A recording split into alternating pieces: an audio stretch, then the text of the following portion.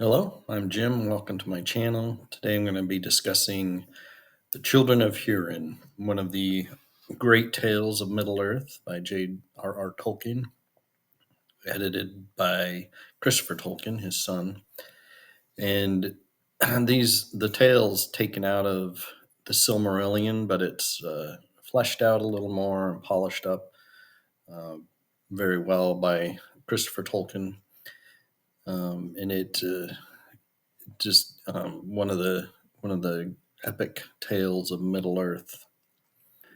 The two children of Hurin are Túrin Turambar and Nienor Nienel, and their tales kind of tragic. So Hurin was a mighty man of valor back in the day when the elves were fighting Morgoth, and just after the Battle of Unnumbered Tears, where Morgoth broke out again from his northern kingdom, he uh, captures Hurin. And Hurin happened to know where the hidden city of Gondolin was, but he refused to tell uh, Morgoth where it was. So, as punishment, his family was cursed, and he was put on the side of a mountain to watch their tragic story unfold. Um, the story itself bears a lot of resemblance to a Finnish folktale called Kullervo, and it has a lot of the same elements. Kullervo was a little darker. Tolkien did a translation of that work as well, which is available. Definitely a translation of an old work. If you like things like Beowulf and Song of Roland, things like that, you might enjoy Kullervo.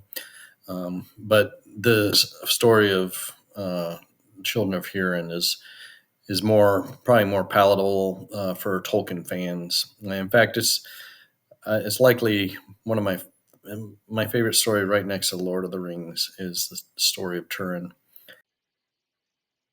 As a boy, Túrin is taken to the hidden kingdom of Thingol, Dorayth, and he grows up there in Thingol's household, and he becomes a great favorite there.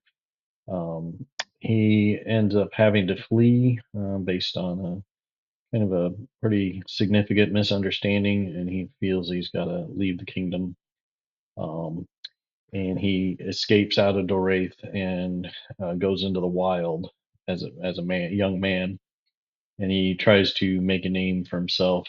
Um, he takes on a new name, kind of becomes a wild man, but he does constantly avenge um, his people and fights orcs and evil men. Um, his best friend, Beleg Strongbow, is sent to retrieve him and bring him back to the king, not as punishment, but because he's been exonerated based on the circumstances. But he doesn't know that. And uh, basically, the story takes a tragic turn. I'm not going to spill any beans. You do have to read it. But Turin's life is pretty pretty much fraught with um, despair and danger and tragedy. So he acquires a sword named Gurthang, which I think is one of the coolest magical weapons in fantasy. Uh, Turin also runs into probably the greatest dragon in fantasy, Glaurung, who, in my mind, is just he's an epic beast. Um, he comes down and he out of the north, and he finds the kingdom of Nagrathon, which is another hidden elven kingdom, and he destroys it. And what Turin uh, does there, finds there, kind of snowballs into later tragedy for Thingol and Doraith later on. in the tale of Middle Earth.